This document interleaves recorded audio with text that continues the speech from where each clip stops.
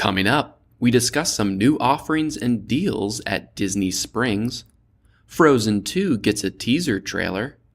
We celebrate a Disney legend. And we discuss what our ultimate day at Disney World would entail. All that and more on this episode of WDW Opinion. Cue the music. To all who come to this happy place, welcome.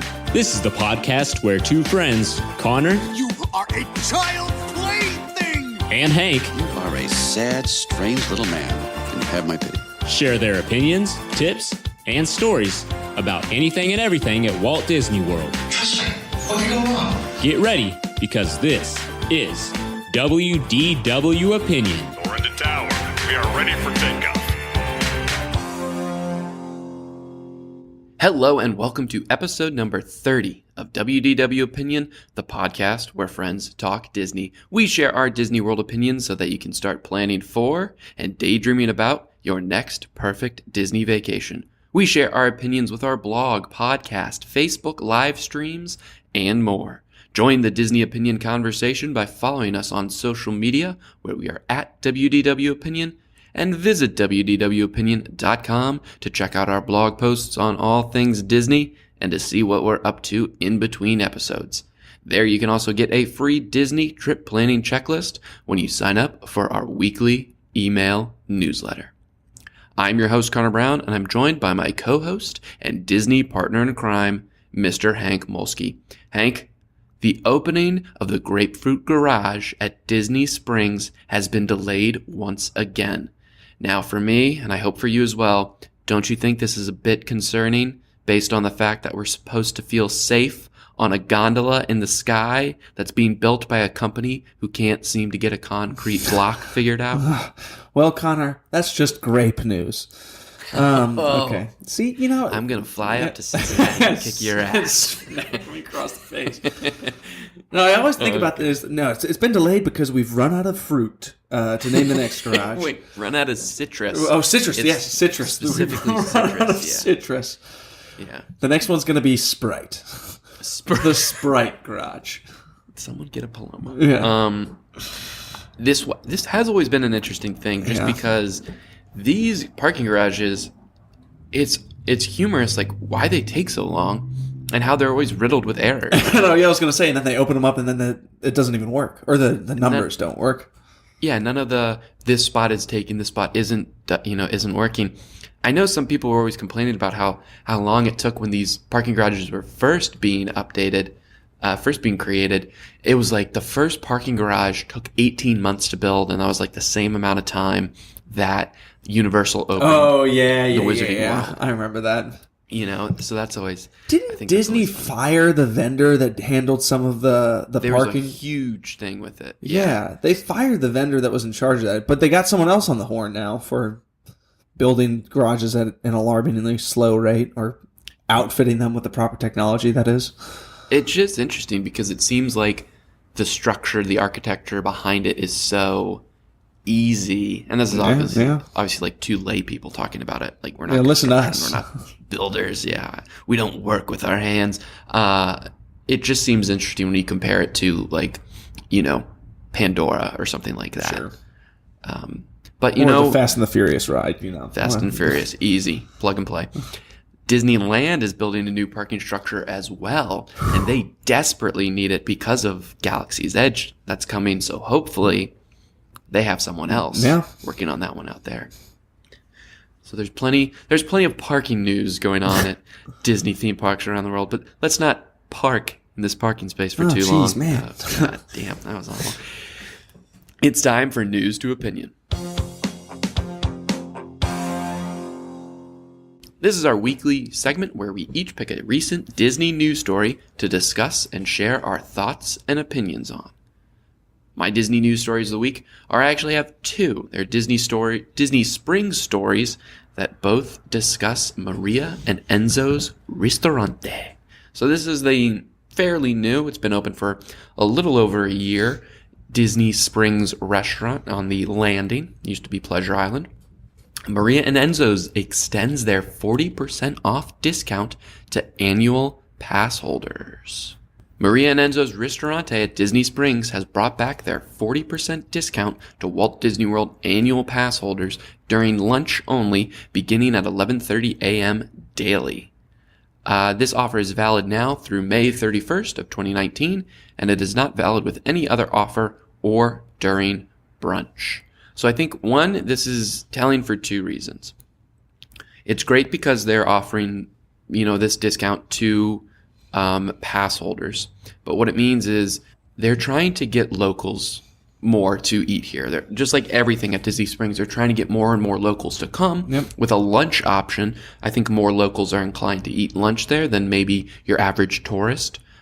Go to Disney Springs during lunch, eat lunch there. So the 40% is great. Their menu's a little different at lunch than what it is at dinner, but still it looks great. And 40%, you can't beat that. That's pretty steep. But then the flip side of this is all of these restaurants at Disney Springs, a majority of them aren't owned or operated by Disney themselves. They're leased out. They're managed and owned by other groups. The Patina Group owns the Edison. They own Morimoto. They own all of these Maria and Enzo's Ristorante and Pizza Ponte and Enzo's Hideaway.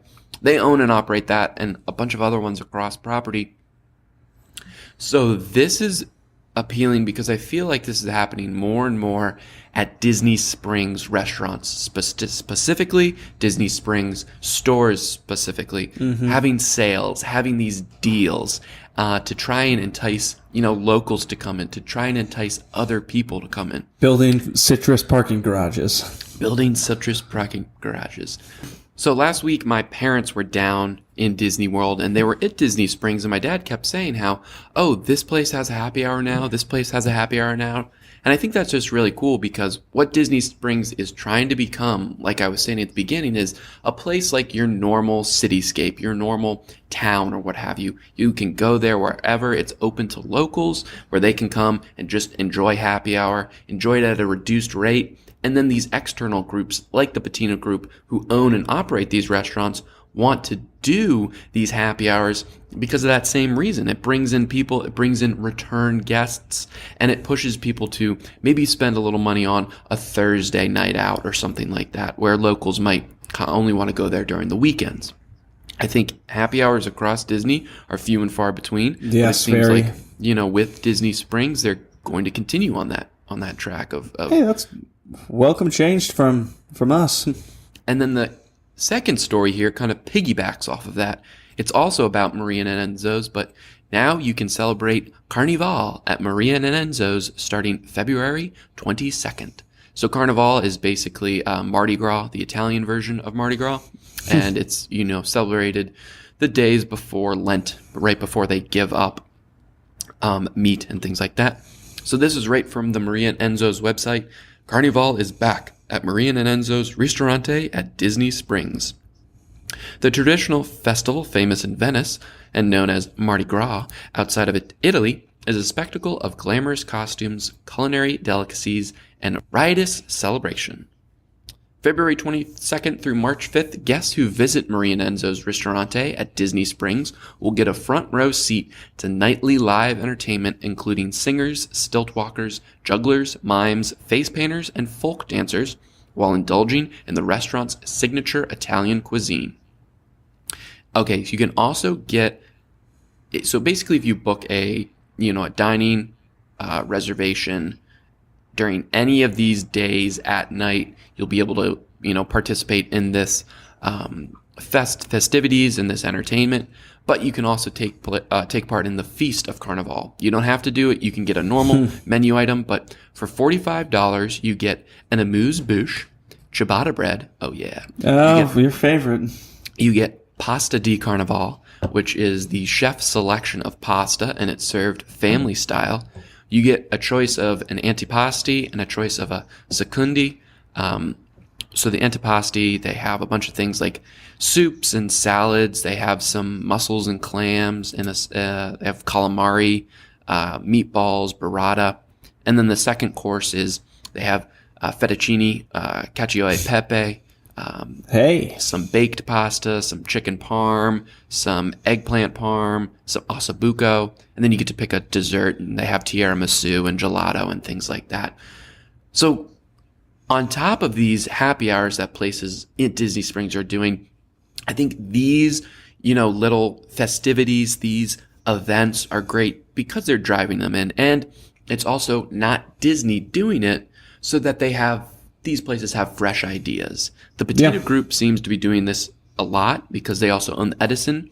The Edison has those New Year's Eve parties. They had the Halloween parties. Homecoming has where they bring in a celebrity or a local well-known person, and they have like a guest bartender that comes in. So all of these restaurants, even Raglan Road does the Great Irish Hoolie like on Labor Day, and it's just like a big Irish party. St. Patrick's Day at Raglan is a big deal. Oh, They yeah. have specials and things like that. So when you're going, like my local bar down the street might have a trivia night. This is almost kind of like that. We're getting there. Yeah, we're getting there to make it, a welcoming like neighborhood establishment. So I think those two things are cool and adds to the appeal of Disney Springs. Yeah, and the parking's free, which is pretty awesome. Exactly. If you think about like this type of, if you go to downtown Orlando, you're paying to park, in a garage or on a street or something down there. But this is, they're really trying to get you in. Yep, absolutely. Get you in so you can eat there, then go somewhere else, do a little Yeah, shopping. and happy hour, everything. Food. Yeah. Complete package for the locals. I think people often say, well, when are we going to get a fifth gate? When are we going to get a fifth gate? What Disney has done with Disney Springs is made it like you could spend an entire day there. It is the fifth gate. And for locals especially, it's a place where they're probably more inclined to go there more often if they want to see a movie or just go to a bar or do a little shopping because it's easier to get to now. There are ample parking spaces. You don't have to deal with security, with the rigmarole of, going in through the turnstiles and stuff like that. So that I is think it's interesting, pretty awesome. though, because if like the fifth gate logic, too, and it's like if Disney's putting all this money and investment into this property and then it's stuffed chock full of things that aren't IP related, which Bob Chapek would be like, no, I don't want to touch that. Exactly.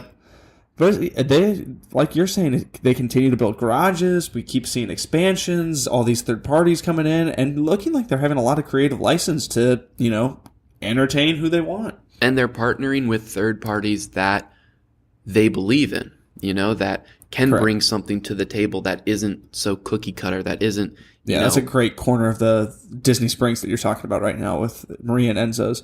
I did see, I got a kick out of that. I don't know if you saw the tweet. I can't remember who put it out there, but the sign for the Enzo's Hideaway that they like stick like right in the middle of the sidewalk there. Yeah. Where it's like Enzo's Hideaway down here. Yeah. Not so Hideaway. I know. I always thought that was funny just because the way it was, queued up, the way people were describing it, like, oh, and it's going to be like a speakeasy, Oh, yeah. you have to find it and stuff, but No. you can get reservations for it, so it's like, Yeah. It's not quite. I think I saw cool. one of those. It's a cool The vibe. Florida residents will appreciate the joke. I think one of the GIF responses I saw was the good old fashioned Jeb Bush. Please clap. Please clap. Please clap. Please come to our hidden restaurant. It's not hidden. Actually, it's not hidden at all. Please not. I haven't eaten at any of those Italian ones yet. The Maria and Enzo's, the Pizza Ponte, Enzo's Hideaway. I ate at the Edison. The Edison was pretty Terralina. good. Terralina, even, yeah. But so I'm interested to try it. I've heard very good things about Maria and Enzo's in particular. So they're definitely willing and open to bring in us annual pass holders. So I'll have to give it a shot next time I'm down there. Yeah. Hank, what is your news story of the week? All right, let's shift over to film. This story coming today from, all across the internet, but picking up the specific story from WDW Info, it was Walt Disney Animation Studios has released a new Frozen 2 teaser trailer. That was on February 13th. So Connor and I have talked about this at length before on this podcast.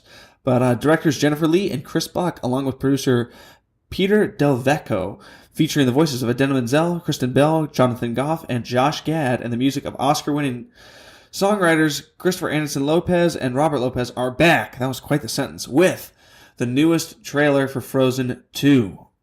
Frozen 2 opens in the United States on November 22nd of 2019. About a 2-minute, 9-second trailer. And Connor, I don't want to say we're skeptical, but we've definitely noted the importance of this film, while greenlit by Lasseter, is still really the beginning of a new era for Disney animation studios, that is. Boy, I was blown away by this sucker. It was. Okay. I'm glad you said that. It was a good trailer, man. Yeah. I was really excited.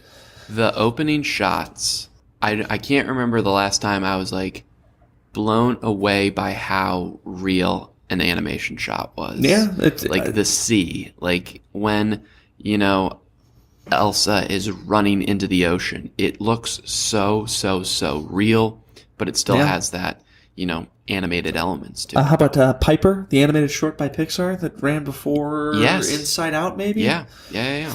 That was probably the last time I was like, wow, this is blowing me away. There's some pretty good effects in Moana, but this was pretty spectacular stuff that we were watching here. Anyways, it's as a teaser trailer does, it keeps things very. There's not a word spoken in the trailer. Very open-ended. You see all the characters from the original, signs of a new character, coming conflict, that type of thing. But I think there a lot of things that this did well were it built excitement for a wide audience, adventure seekers of young adult, preteen children that might want to watch this, that watched this as a kid when they were growing up, the original. It's intriguing to, a new generation of children that are going to see these films. And hey, fully grown adults that are like, damn, that's a well-cut trailer. That was pretty good stuff. Yeah. The music was good. It looks like a good step towards Disney putting something out there that we're going to want to go see in November. It also did a good job of diverting everyone's eyes from Will Smith as the genie. Exactly. As that trailer was released a few days before. Very, very much looking forward to one of the podcasts that Connor and I like to listen to is Jim Hill Media Network Group does, what's the animation one with Drew Taylor? Fine-tuning with Drew Taylor. I'm looking forward to them talking about this on there because I'm almost positive Disney dropped this to help divert attention and just like, oh shoot, we got to get this out there. Because that was very, unceremonious drop of the trailer when they could have waited for a bigger event, which it seems like they've been gravitating towards a little bit, or at least coupling it towards a movie that comes out. Because, if they had waited one more week, they could have released it during the Oscars, on ABC. Yeah. So, hey, you know what? That's a great point. They definitely could have been sticking to that. And then all of a sudden it was, we got to get eyes off of this. So the Aladdin trailer. Yeah, the reasoning behind it was when people first saw, Will Smith as the genie a few months ago during the teaser trailer, people were upset. They're like, he doesn't look blue. Or it was just just a photo on Entertainment magazine. Weekly, yeah. Yeah. And people were upset. They're like, he doesn't look like him. He's not blue enough. Blah blah blah blah. And then in the the full trailer that we got just a few days ago, you see Will Smith as the genie, and he's CGI, except his face is his normal face, just blue. And people were upset. They're like, no, this is too blue. This doesn't make any sense. What's going on? Yeah. And I mean, I kind of get it in a way. It's like, well, why did you choose to do his face? Like, why was that the... Yeah, I don't really...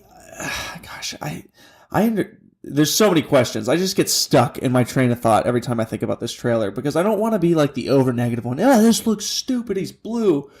But there's so many questions that you ask. Like, yeah, I understand you want to keep it realistic looking, so you don't want him to be... You want to stay in this new age of make him fit the culture and the era and just make him match. But why not just make him look like a genie? Why do you need to put him to a face? It's like... Andy Serkis was Gollum, but he's not the face isn't. Yeah, that's a great point. That's a really good. That's the way I would tie it in. Or why do you have to do it like that? When you're about to see Mufasa in the live action thing, it's not going to be or a lion with James Earl Jones's head on it. More than anything, I think probably for modern day the closest thing is I was hoping I don't have high hopes for this movie at all though anymore. But I was hoping more of like a Groot adaptation type of thing, where it's like Vin Diesel plays Groot. Yeah, that's definitely his voice. Definitely, like, maybe his build and he's mo capturing. But Bradley Cooper plays Rocket Raccoon. Yeah, exactly, that type of thing. You didn't need to do his face. Anyways, and I think it's also difficult. The genie is so iconic, and the genie is so iconic because of Robin Williams. Yep. So when the genie is not only being played by someone else, but now becoming Terrifying. someone else, I think that's what a lot of people were a little soured on. Yeah. We'll see. Very excited. Yeah. I'm very excited for Frozen 2. I'm kind of in your camp though too with Aladdin, Hank. Yeah. I try not to bludger it to death with pessimism, but I'm getting close. Pessimistic about Aladdin, but we're optimistic about Frozen. Very. 2. I did watch that trailer, and I'm sure you did the same, Connor. Let's see. True test of co-hosts here. Immediately went and watched Frozen Ever After ride through after I watched that trailer. Oh no, I did not. Yeah, okay. But that's just because I watched the trailer at work. So okay. Had to look somewhat dignified. Ran in the bathroom and immediately pulled it up. All right. Well, there you go. A couple new offerings coming to Maria and Enzo's in Disney Springs, and Frozen 2 gets a new teaser trailer.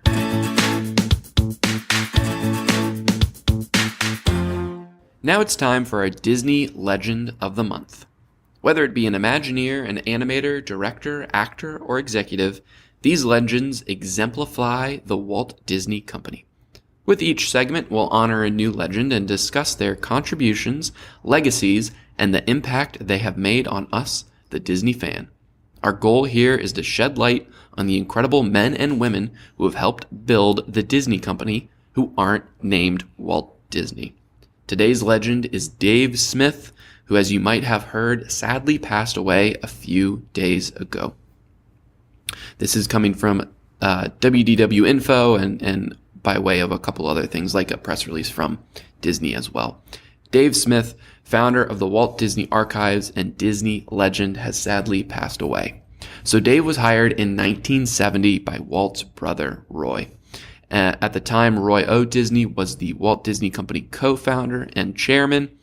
And as his first responsibility, Dave was tasked with cataloging every single item inside Walt's office suite, which had been left untouched after Walt's passing 4 years prior. Could you imagine that, Hank? Yeah, your man. first job, day on the job. Yeah. This is what you have to do. Go into Walt Disney's office and catalog everything. Clean out the sacred office that none of us have had the cojones to go in and touch. For 4 years. Hey, new guy, get in there. Thanks to Dave's meticulously detailed notes and records, the Archives was able to restore the suite in 2015, and today Disney employees are able to visit and draw inspiration from this remarkable space. During his time as Disney's chief archivist, Dave grew the archives from a simple one-person department to a model among corporate archives. He was regarded by fans and historians as the final authority on matters of Disney history and was an active member of the Society of California Archivists. He served from 1980 to 2001 as executive director of the Manuscript Society, an international association of collectors, dealers, librarians, archivists, and others interested in manuscript material. Dave devoted 4 decades to the Walt Disney Company, preserving Disney's cherished treasures from film, television, theme parks, and beyond. Dave was admired by Disney fans around the world for his extensive knowledge of the company's rich history, which he shared in books and through his popular magazine column, Ask Dave. I think this is just so many Disney fans' dream job, like what Dave Smith was able to create and the role he built for himself, but also for the company. How important this company that has, is almost 100 years old, it's been so important not only to America, but just to entertainment in general. And this archive, I think, is crucial to preserving, the legacies, the things of yesteryear, and the accomplishments that the Walt Disney Company has been able to make. And Dave Smith was really integral in the reason behind it all.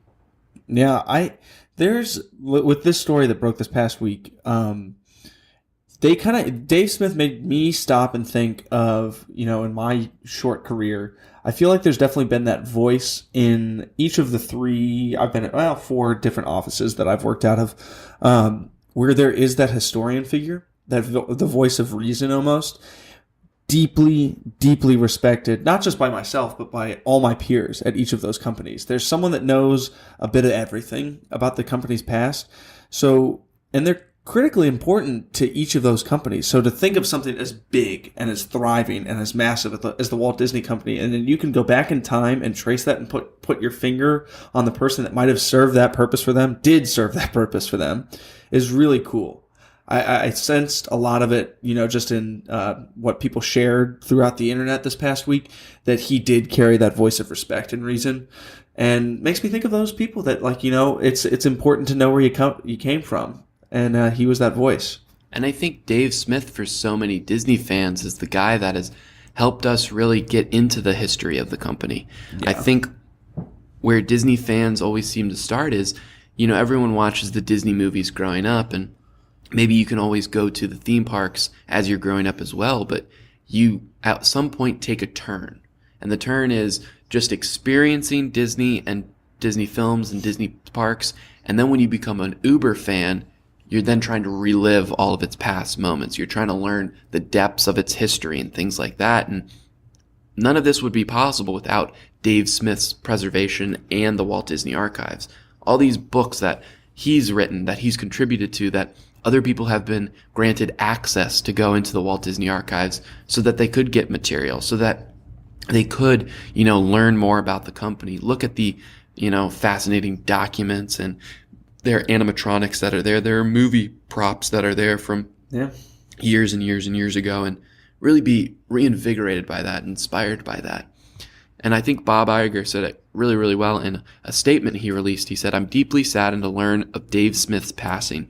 He was the unsung hero of Disney's history, who, as our first archivist, spent 40 years rescuing countless documents and artifacts from obscurity, invested endless hours restoring and preserving these priceless pieces of our legacy and putting them into context to tell our story. Dave was a true Disney legend, and we are indebted to him for building such an enduring, tangible connection to our past that continues to inspire our future."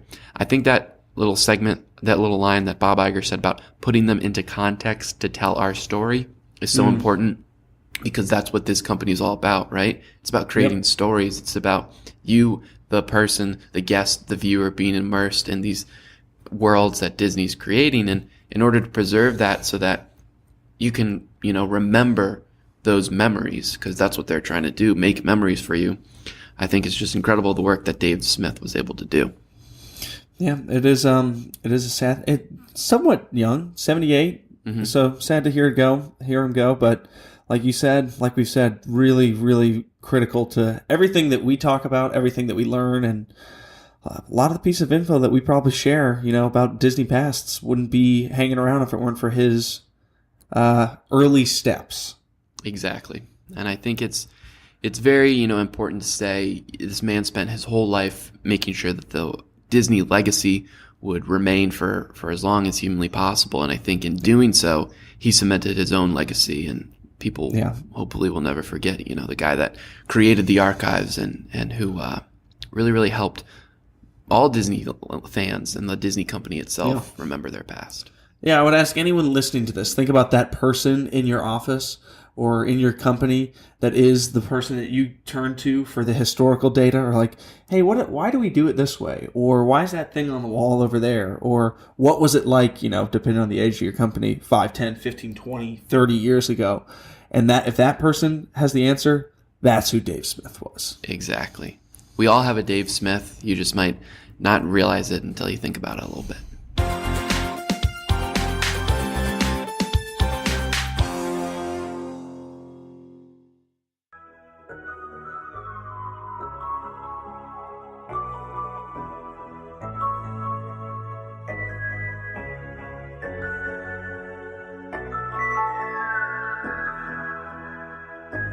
Now it's time for our main segment. So a few weeks ago, we told you about a new tour coming to Walt Disney World. This 12-hour tour could accommodate up to 6 guests and would run $12,000. We questioned the reasoning behind it, and as it was made to seem like a simple VIP tour with unlimited FastPass Plus and the ability to eat anywhere on Disney property, and because of that, we thought alone the price is not worth it at all. But we are slowly starting to hear that the way Disney was describing the tour was merely just options you could select from.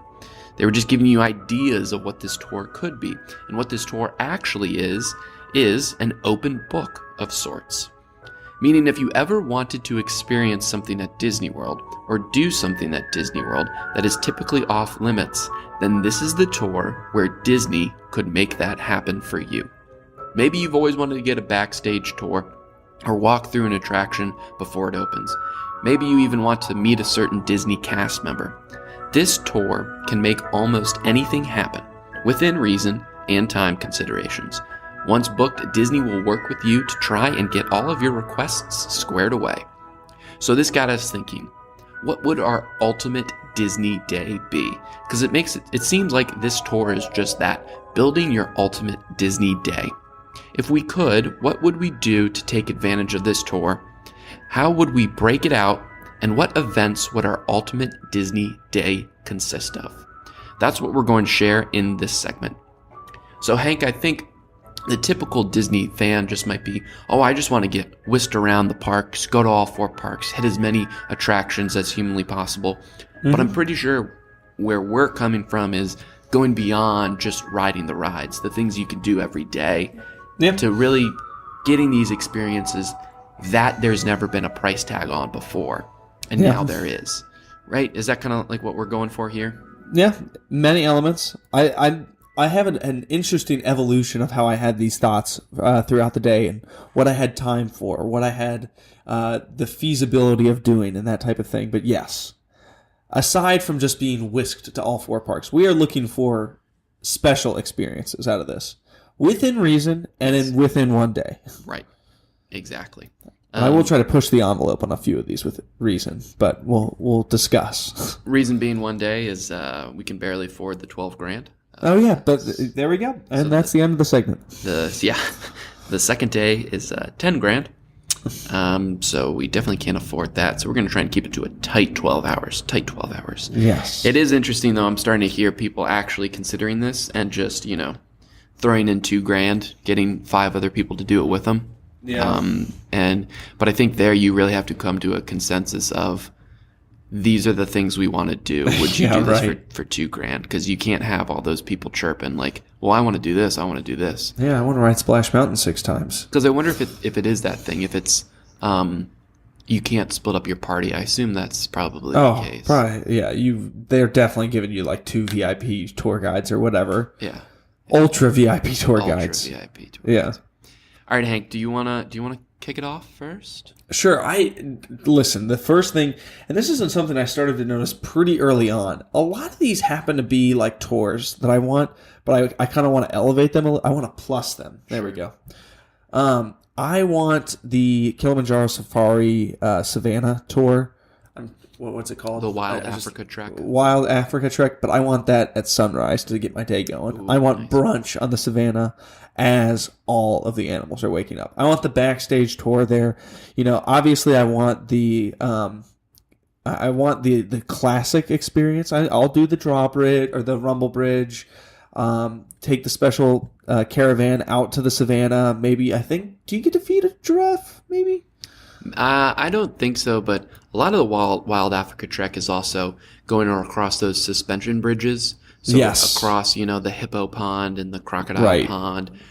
So those elements of I'll take that. Yeah. Yeah. That's a big push for that tour. The big thing is though, I know you've got the kitchen capability. I know you've got the dining area out there, and I know I'm allowed to stretch everything a little bit. I want that at sunrise on the Savannah as everything's waking up. I think that would be really, really special. I think that'd be really cool to be able to have coffee, in the crisp morning air in Florida and watch, pretty much the beginning of the Lion King happen. Because if you ever have stayed at the Animal Kingdom Lodge, or if you've ever experienced Kilimanjaro safaris, first thing in the morning, either first thing at morning or when the sun is going down. That's when animals are at their peak active states. That's when they're up, they're doing things. They're not just sleeping for the whole day. And on the savannah, you tend to see giraffes roaming around throughout the day, which is great. But the lions, the elephants, the hippos, they're the most active during, daybreak, which that's a big appeal. And I'm sticking mostly to the savannah with this request, but I was thinking about, what things are really special, unique, within reason, and that's what I gravitated towards I got to have something like, I got to be shooting out fast to get things rolling, and that's how I wanted a fast start there with that for my big day. Connor, how are you starting your day? So my day is a little bit different because I want to start inside the Magic Kingdom. Mm-hmm. I might do, a little ride through at the very beginning before the park opens, because that's kind of how it goes. Like if I could be the guy testing it, That would be pretty cool, yeah. But the real reason I want to do this is I just want to see the park build to capacity. So I don't want to start on Main Street. I mean, I'd love to, walk down Main Street as it's empty, and I've done that before at night as a former cast member. But I want to go to the back of the park, well, basically go to the castle and see the waves of people start coming in, see it build like that. I think that'd just be a cool sight to see. And then I'd also want to stay on the stage during the welcome show that they do there. I think that'd be a great way to, kick things off. You're really inside that stage show. You're seeing the park build. You're seeing it go from nothingness to a hustle and bustle of an area. I think it's just a unique way to start the day. I like that. 2 different routes. So in my day, I'm down in Animal Kingdom. I'm really trying to ground this in as much reality as possible. I'll vacate that a little bit later in the day. But if I'm down there, I'm thinking about, what I want to be blown away. I want to see modern marvels. I want the backstage tour at Pandora, I think, next in the day. I understand this is where you start to bump into some stuff with we don't know what the logistics are going to be like with, you can't do that during the day or this, that, the other. I think maybe the access level of the tour that I'm looking for is just, I don't know, I want to see the machinery that moves all those people on Flight of Passage. I want to ride it too. Maybe do that first. Yeah. Because, I feel like the rides are just kind of like a freebie that you throw in there throughout the day. Like, at this point, give me Flight of Passage, I'll walk on that. And they're like, yep, no problem. So that being part of it, but I really just want to see, those massive machines moving all these people, and I want to see more of that ride. That one's been so well shrouded in, not secrecy, but just like the way that they world build with that. You really don't have a good idea of what the machinery looks like in that room. Well, it's not like leading up to Soarin', the whole thing was, the story. A guy went, an Imagineer went to his mom's house to get his old Erector set. They show him, how he built it and how he has the crank in it. That's how the mechanism works. So right off the bat. Yeah, and you walk through and you can see, this is going to go up in front of that screen right there. I want that experience on on Flight of Passage. Yeah. So I want to see that. I think the whole thing I think the backstage there would be really fascinating with walking downstairs, then all of a sudden you're in another attraction. Only space in all of Disney parks that 2 rides are built right on top of each other. So I think that'd be cool. There is that maybe potentially hidden access point that goes into the floating mountains over on the one that's to the far left, where there's all the plumbing inside that one. I don't know if you could get in that, but I'll ask about it. So I kind of want the backstage experience over there. That's my next mid-morning type of thing that I hope I'd have time for. That's cool. So I kind of like you, Hank, by the time, the park actually opens, I'll go on a couple rides, just because you might as well do that while you're there as I'm in the Magic Kingdom. But one thing that I want to make a stop at and a tour I want to go on, and this is kind of unusual because I was a cast member at Magic Kingdom specifically, because I worked on attraction, I've experienced a lot of things Disney fans could only dream of, but also that is on their bucket list. So I've been in the Utilidors countless times. Right. The utilidors are the network of tunnels, kind of like a super highway for cast members that's underneath the Magic Kingdom. That's how they get around and stuff. Right. I've been backstage to Magic Kingdom. I've been backstage at the rides and things like that. I've also been able to see like backstage tours of the Haunted Mansion, of Fantasmic, so things like that. For me, there was always one thing that I never got to go in as a cast member.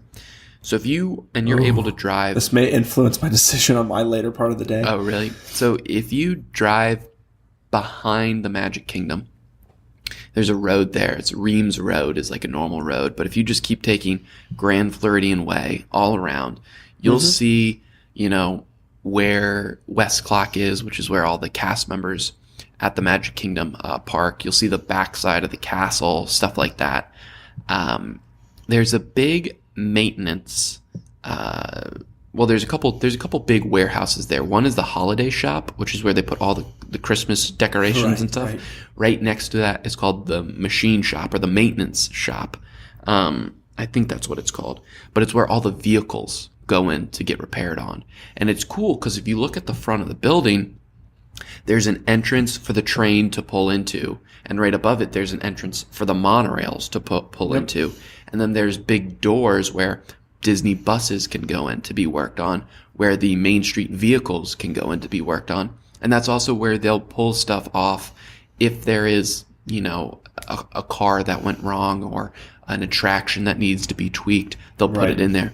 So I just want to go in there and get a tour of that, to see all of that, those vehicles around me, to talk to one of the, maintenance cast members there, to see like what the daily operation is, because that's just the nitty gritty stuff that I'm very interested in, seeing how, how it's working like an actual city. Yeah. So I think at this point in the day, if I've done everything properly and, I'm trying to stay as realistic as possible.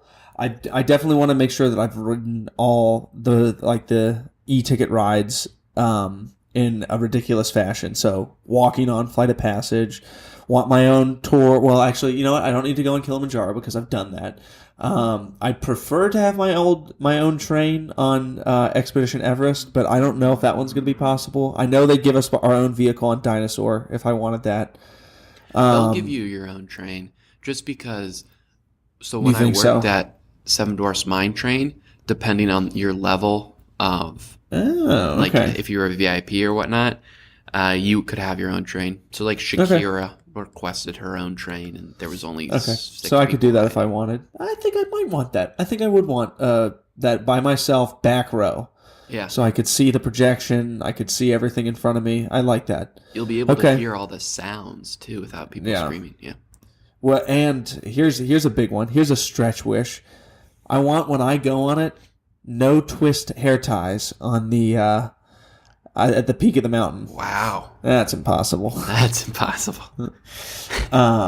There's no price money could put on that. I think I ever got Joe Rohde on tape to comment on that. Has he ever said anything publicly on, like, what do you think about the hair ties, man? I think he did a couple months ago. He was like, it's kind of difficult for me because, one, I don't like that they're there. Like, it is gross. It is, it's immersion breaking or whatever. And he's like, but on the other side, he's like, I kind of like how the guests have made it their own. Like they leave a piece of their belongings there. Like it's a rite of passage. Yeah, there you go. So I left Animal Kingdom, and I think based on some of my requests and the way I want this day to go, and I understand park logistics aren't great here, but I'm going to go to Magic Kingdom because I really want to have, you'll see, I've got the rest of my day down in the center part of the parks. I'm going up to Magic Kingdom, and Connor, for someone like myself, I've never done the Utilidors. So I want that, what's the name of the new VIP tour there? The all-day tour through the Magic Kingdom. Or is there not? That was just the food one. This $12,000 one? No, not the $12,000 one. I guess I'm just thinking Just of the normal Keys to the Kingdom. Yeah, I'm just thinking of Keys to the Kingdom. I got that mixed up with the Culinary Wonder or whatever. Mm-hmm. But yeah, I really want to check out the Utilidors. There's so much there that I'd like to see. That like you're saying, bucket list for a Disney fan, and that will definitely knock a few hours off my day. But that's something that I really want to experience. Getting around the park that way, riding a few attractions, solo rider, so like including Pirates of the Caribbean probably. I feel like Splash Mountain you could get on your own, so maybe passing on that one. But like Jungle Cruise would be kind of cool to have your own excursion. And if there's time, maybe how things are moving along, hit another e-ticket there, like a Space Mountain. So really, for me, like the Disney fan, but getting to that next layer deep. You went like another layer beneath mine. You dug a little bit deeper to get to your satisfaction. But I'm going through the Utilidors. Yeah. No, I think it's something if you've never experienced, that's got to be right in your bucket list. Just be on top of your bucket list, just because it's so unlike anything you'll ever experience. I mean, it's an underground city, that works every day. There are vehicles that go through it for gramity's sakes. Yeah. Oh, shoot. So I guess, I was going to say, I guess I should throw in my lunch here. Connor, were you just grabbing breakfast to go that morning, I guess? Yeah, I didn't say anything for breakfast. My experience is I gravitate a lot towards meals. That was another thing I noticed. Yeah. Because I'm a little bit lazier with my requests in the afternoon. Not anything is like jarring or shocking. A lot of vehicle requests, that type of thing. But the meals. So this one is absolutely, you're gonna laugh at this. This one is absolutely pushing the limits of reality on this one. But we're gonna try. This is from my wife, so I would be going with her. She's very proud of this request that she wanted to have for her special lunch opportunity as the Ultra VIP. She wants Disney Parks to set up a table for her on the People Mover so she can eat her whole meal as she passes through Tomorrowland. And if I'm going on the $12,000 tour, I'm going with my wife. So we're having lunch on the People Mover. I love that. And, Aaron's my favorite Molsky for that. Yeah, for that right. request. That's incredible. Yeah, incredible. And it's like I'm saying, I understand. That's one of those things where if you asked it, you wouldn't feel too stupid, but at the same time, you wouldn't be like, "Oh yeah, I got it." I get that that's too beyond the realm of possibility.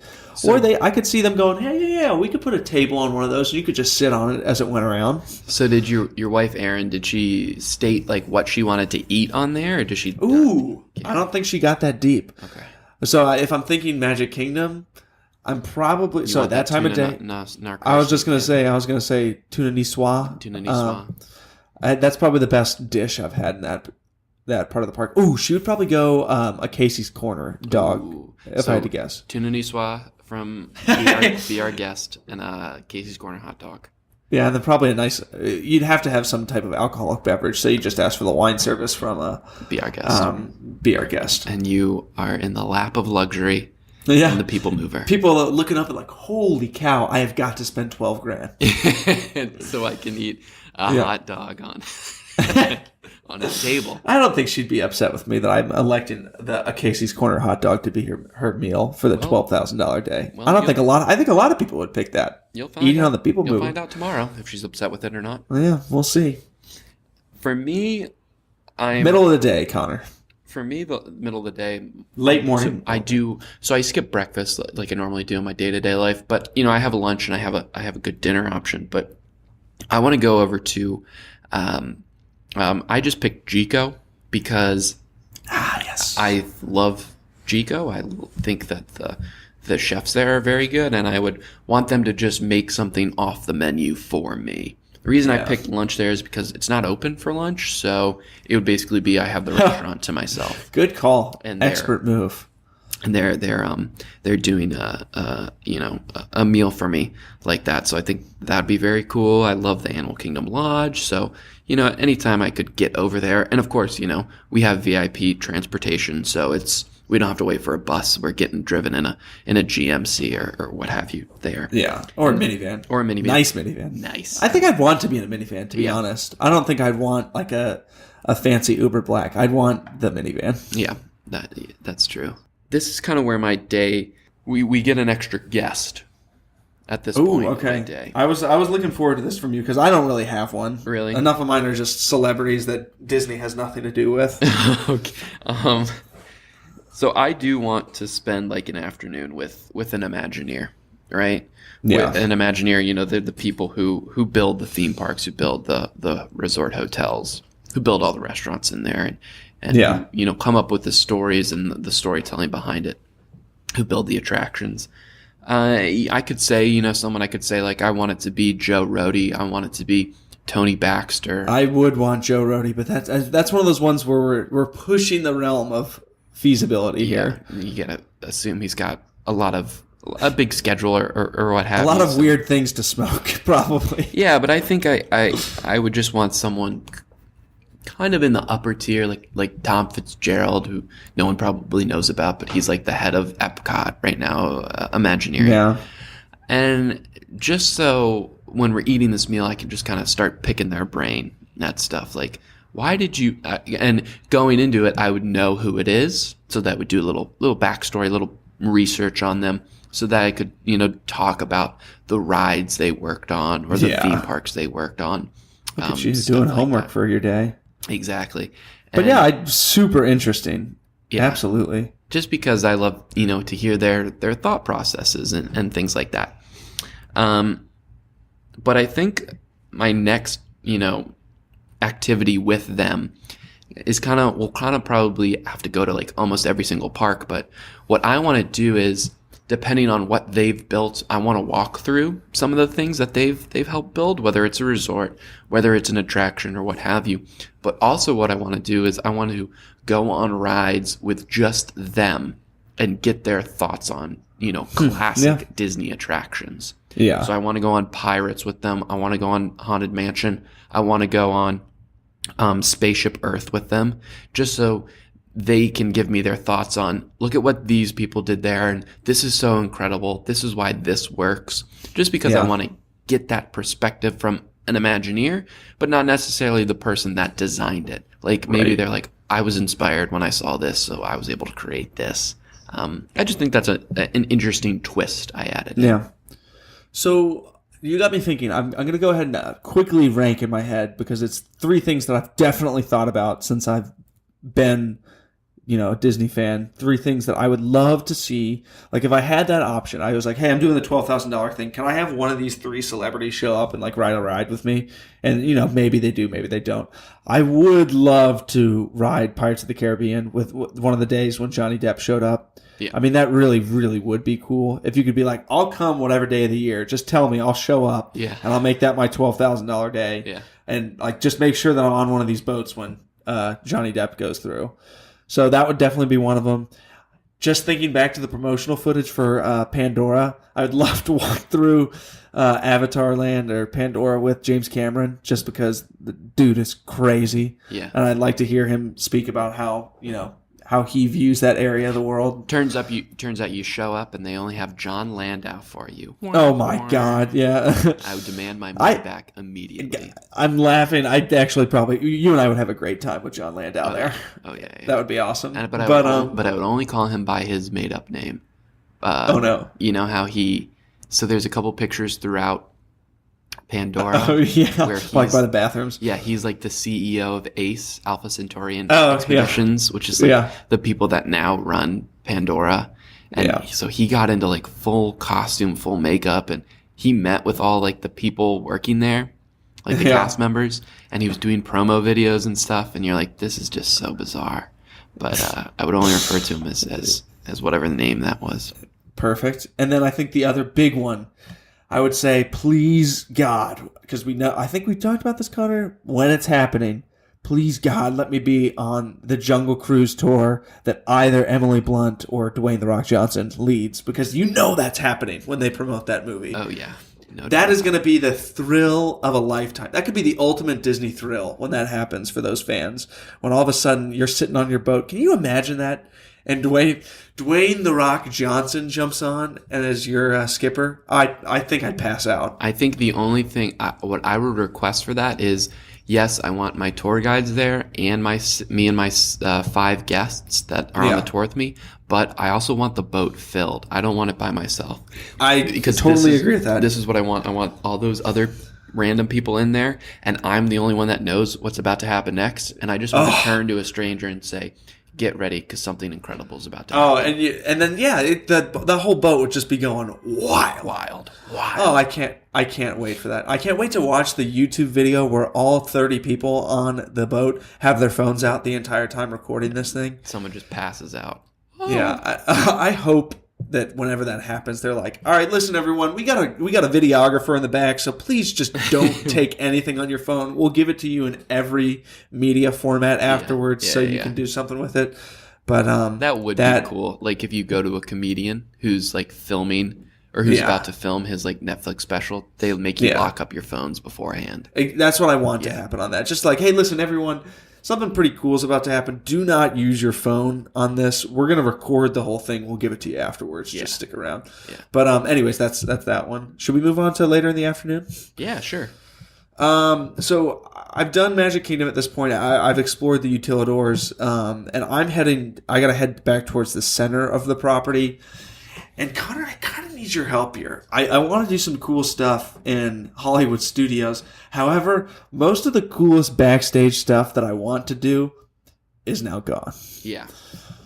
I really wanted to explore backlot tour area stuff back there, but that's all been largely demolished. I don't know what I'm exploring in Hollywood Studios before. I don't even know now. I think, and I've struggled with like adding anything Hollywood Studios as well, but recently what I've been fascinated by is the structure of how that park was on opening day. It's like what you would do. It was like you would enter and then you would see this sign of like, these are the things that are filming today. If you want to grab tickets, come over here and go there at that point, or how the walkthrough experience, was like seeing the animators and things like that. So maybe, Hank, this is where you get, an Imagineer that worked there when it was opening. They were integral in the building of it, and get their thought process. I like that. That's where I pull the Imagineer into my day. Yeah. And he help me appreciate this park more. Help me appreciate this place. What was this supposed to be? Yeah. Do they this shows how long it's been since I've been on the attraction. I think I've been on it like once or twice, and I was young. Do they still do volunteers at all for Indiana Jones Stunt Spectacular? You're looking at a volunteer right here, my friend. Oh, jeez, man. So even my $12,000 day is something that you've already done. So oh yeah.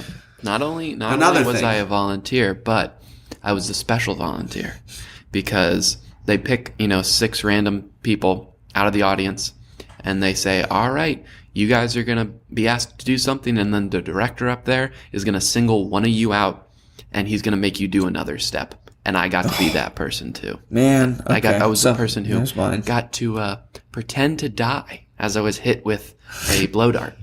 Perfect. That was great. Good job. Sorry to ruin your 12,000 days. Yeah, that's that. So where are you going middle of the afternoon? Are you hitting all 4 parks in one day? Or I think I'm pretty much done with the parks for the day. I think holy cow. Well, man. I mean, I'm going to a lot of the parks with the Imagineer, Yeah. We're riding rides at almost all of them, I would think. But right around now, it's late afternoon for me. But this is the time where I'm going to have another guest that I'm going to encounter. Okay. And I'm going to make my way over to Trader Sam's. And Hank, of course, there's already going to be a table set up right there for me, reserved. I sit down immediately. A Hippopoto Mai Tai is brought out for me. And my guest sits down and we discuss what it was like building Trader Sam's, because I believe the man is named Trader Brandon. And he's the Imagineer who not only created the Grotto at the Polynesian, but the original Trader Sam's Tiki Bar at the Disneyland Hotel as well. Oh, wow. Okay, so yeah, that's a pretty good one. That's a nice celebrity appearance. That's just kind of like, it's so much of the time when I go into these places and they're just packed with stuff. I'm like, I don't even know where to begin. Yeah. It's like when you walk through the Expedition Everest. You're totally queue, right. You're like, there's so much here. How did you That'd be a even good one to start? walk through with Joe Rohde. If we're talking about if you can get Joe for your day, that'd be definitely where I'd want to go with him. And Trader Sam's is the same way. It's like, That's totally right. look at all these pictures on the wall. Why did you decide to do this? Why did you decide to, how did you incorporate the drinks creation? When did that start? Because, all the elements in the bar are reactions of the drinks being made and stuff like that. So, yeah. That's pretty good. I like that. I love those Trader Sam's drinks. We love them. I've love got to take my wife there. That's another one. I'm in She trouble hasn't that I ever been? No, I know. my God, big you're big right. problem. That's gonna have to be my trip later this spring, hopefully. Yeah. So I'm nearing the end of my allotment of time with this. So I'm hoping I'm getting towards the end of my day, and I'm going through Epcot. I want to check out the. Is it technically a utilidor system there, or is it just It's called all an backstage. underground backstage? There's nothing underground. No, there is some. I thought there was some underground. Is there nothing in I Future don't think World? it's like connected or anything. Okay. Well, let me see some backstage, potentially underground stuff in Future World, if any. I want my own car for test track. I want Concourse B Row 2 for a show of soaring. I'd prefer for most of it. Now here's something, Hank. Would I want the whole screen to myself? No, would you want to see the old version? Yes. Okay. Absolutely. So I want the soaring over I want the California. back to the citrus theme this episode. I want the citrus smell. That's very important to me. Soaring over California. I know you guys got the video back there. You better play it for me. I know it's just on a thumb drive back there. We all know. Yeah. Yeah. That's definitely a celebrity that I'm going to put in the top 3 is oh God, why am I blanking on his name? Patrick Warburton. Patrick Warburton. If he showed up and rode that with me, that would be something else. That's definitely up there. I think the only thing in Orlando, and you know where I'm going with this because I said Orlando, Yeah. where I would want a celebrity to join me on the ride. Yeah. What is it, Hank? It's the Mummy. You want Brendan Fraser. No, I want Vin Diesel in Fast and Furious. No, of course. I want Brendan Fraser to ride. You should have seen the Mummy look with on my face. I was about to get up and run out of this recording.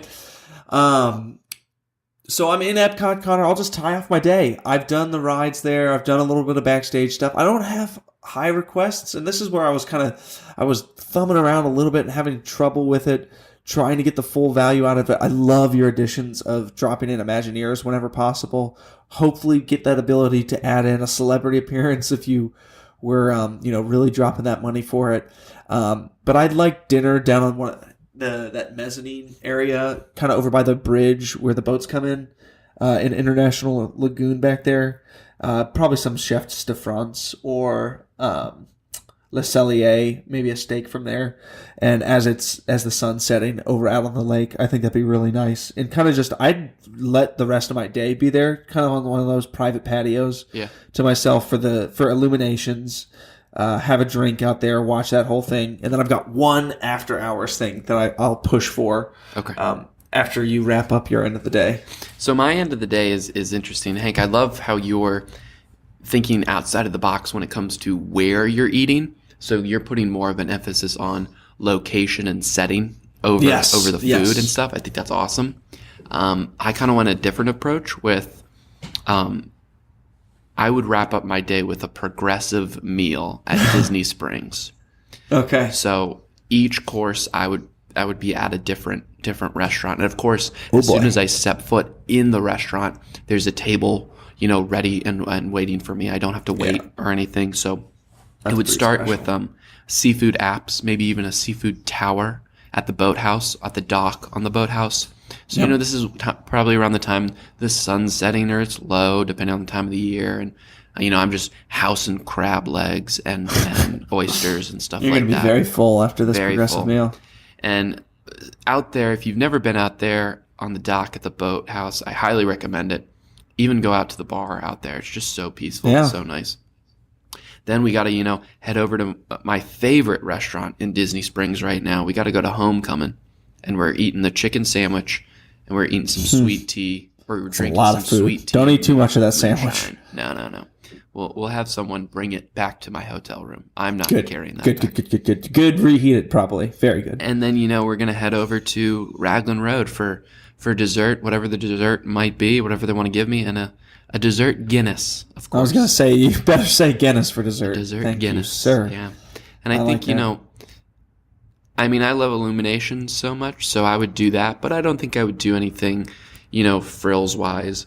I don't think I would do a boat or whatever. Yeah. I think I would just watch it and just kind of. I just like my little spot on the side. Sit down. You'd like a chair I'd like too. a chair, How about that? But just that's kind what I of was looking for. reacclimate myself back into, with the other guests that I haven't really interacted with all day. I'm a little bit further removed from reality in mine, down on that little patio. Don't get too close to me, people. No, but getting close like the ducks. And then kind of the after hours attraction walkthrough that I wanted, just based on your recommendation, I want to walk through the Haunted Mansion is my after hours. Like, hey, you can walk through one more attraction now that all the parks are closed type of thing. That's how I viewed this day going for me. And I go, let that be Haunted Mansion for me. Based on your recommendation, I think a little bit. Also, bonus one, behind the Seeds tour, where you put on rain boots and walk through the track of the actual ride would be pretty cool. Oh, that's interesting. And just get to walk through that in kind of a different way, like an all-terrain behind the scenes.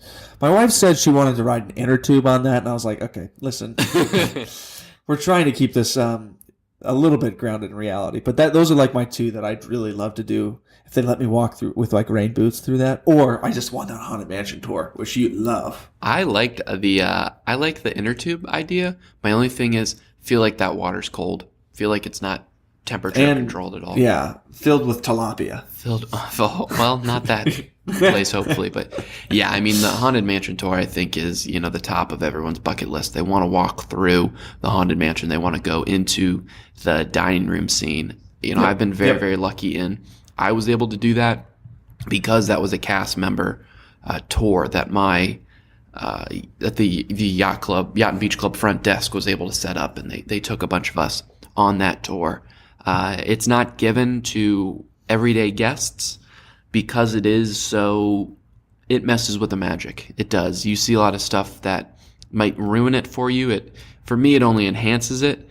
But there's a lot going on that, require you to go in certain areas where they just can't have normal tour groups operating every single day. Yeah. We also got up wicked early to see that, but it's great. I think, Hank, we have a healthy balance of, incorporating the things that we love, incorporating the attractions that we love. Like, you mentioned the People Mover. Like, we're still going on the People Mover. I mentioned Animal Kingdom Lodge. I love Animal Kingdom. I'm still going there to check it out. We've just added in additional elements that enhance the experience. And I think that what we're able to come up with here today is so great because we stuck to our guns. We included everything we love to do on a normal Disney day.